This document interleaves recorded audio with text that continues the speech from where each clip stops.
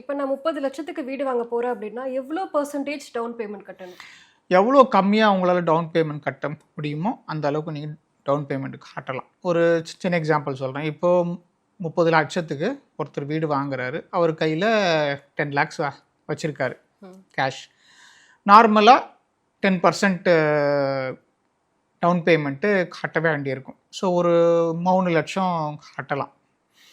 நிறைய பேர் சரி ஓகே நம்மக்கிட்ட 10 லட்ச ரூபா இருக்கே கட்டிடலாம், இஎம்ஐ குறையும், வட்டி குறையும் அப்படின்னு தான் நினச்சிட்டு இருப்பாங்க.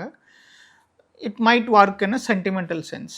பட் லாஜிக்கலாக ஃபைனான்ஷியலாக பார்த்தோம் அப்படின்னு சொன்னால் ஒரு 3 லட்சத்தை மட்டும் எவ்வளோ பேர் மினிமம் ரெக்குயர்மெண்ட்டோ அதை மட்டும் நீங்கள் டவுன் பேமெண்ட்டாக கட்டிட்டு பாக்கி இருக்கிற காசை ஏதாவது ஃபிக்ஸட் இன்கம் இன்ஸ்ட்ருமெண்ட்ஸில் ஒரு என்சிடிஸ்ன்னு எடுத்துக்கிட்டால் 9%, 9.5, 10.5, 11 இதற்கெல்லாமே இருக்குது.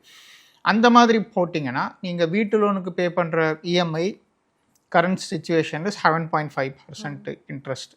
நீங்கள் வெளியே வாங்குறது 10, 10.5 அந்த மாதிரி. இதுலேயே உங்களுக்கு நெட்டு நீங்கள் எக்ஸ்ட்ராவாக உங்களுக்கு வருமானம் வருதுன்னு வச்சுக்கலாம்.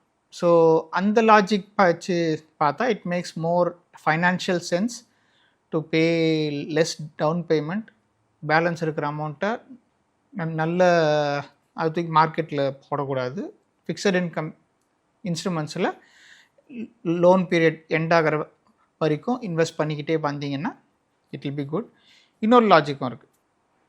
என்டையர் வீட்டு லோனு உங்களுக்கு ஃப்ரீ மாதிரி வேணும் அப்படின்னு சொன்னால் 20 வருஷம் கழித்து நீங்கள் எவ்வளோ இஎம்ஐ பே பண்ணுறீங்களோ அதில் ஒரு 20% மட்டும் எக்ஸ்ட்ராவாக எடுத்து எஸ்ஐபி மாதிரி போட்டுக்கிட்டே வந்தீங்கன்னா 20 வருஷம் அந்த லோன் பீரியட் உங்களுக்கு கம்ப்ளீட் ஆகும் பொழுது நீங்கள் பே பண்ண வட்டி ப்ளஸ் நீங்கள் பே பண்ண பிரின்சிபல் எல்லாமே சேர்ந்து உங்களுக்கு மெச்சூரிட்டி அமௌண்ட்டாக கிடைக்கும். ஸோ நீங்கள் வாங்கின வீடு ஆல்மோஸ்ட் ஃப்ரீ. ஓகே, பட் ப்ராக்டிக்கலாக வீட்டு லோன் அடைக்கிறதுக்கே பணம் பத்த மாட்டேங்குது. இதில் எங்கே சார் 20% தனியாக வர? பட் சொல்கிறேன் யார் யாருக்கு முடியுமோ நான் உங்களுக்கு சொல்கிறேன்.